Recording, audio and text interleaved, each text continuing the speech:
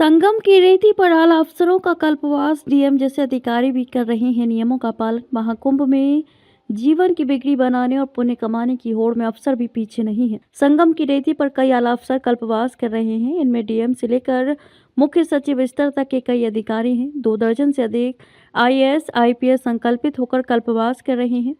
सेवानिवृत्त अधिकारियों की संख्या इनमें अधिक है। वे अपने परिजनों रिश्तेदारों के साथ संगम की रेती पर लगे शिविरों में रहकर संगम में डुबकी के बाद दिन भर घर परिवार से लेकर समाज तक के मंगल के लिए जप तप और ध्यान कर रहे हैं। इसके लिए उन्होंने मोरी मुक्ति मार्ग स्थित क्रिया योग आश्रम एवं अनुसंधान संस्थान के शिविर में महाराजा कॉटेज आरक्षित कराया है।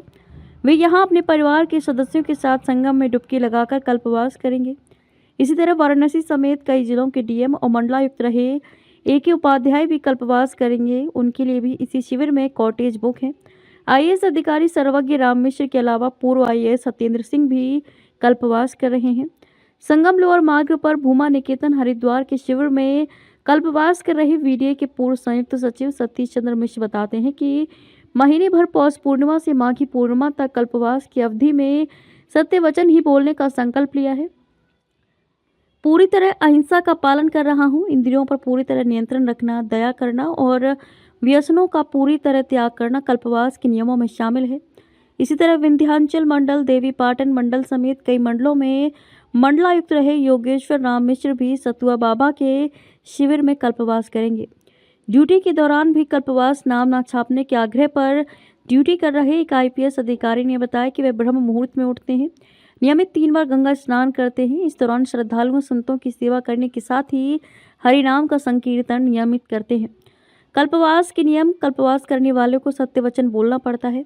झूठ बोलने पर कल्पवास खंडित हो जाता है। अहिंसा का पालन करने के साथ ही इंद्रियों पर नियंत्रण, प्राणियों पर दया और व्यसनों का त्याग करना पड़ता है। कल्पवास के दौरान ब्रह्म मुहूर्त में उठकर 3 बार गंगा स्नान करना पड़ता है। संतों की सेवा और जप कीर्तन करने का नियम है। कल्पवास के दौरान एक ही समय भोजन किया जाता है। स्मृतियों पुराणों को बनाया गया आधार, 40 बार हुई बैठक। हिंदू आचार संहिता को कर्म और कर्तव्य प्रधान बनाया गया। मनु स्मृति, पराशर स्मृति और देवल स्मृति को भी आधार बनाकर स्मृतियों के साथ ही भागवत गीता, रामायण, महाभारत और पुराणों के प्रमुख अंशों को शामिल किया है। 70 विद्वानों की 11 टीम और 3 उप टीम बनाई गई थी। हर टीम में उत्तर और दक्षिण के 5-5 विद्वान थे। 40 बार की बैठक के बाद आचार संहिता का अंतिम स्वरूप तैयार किया गया।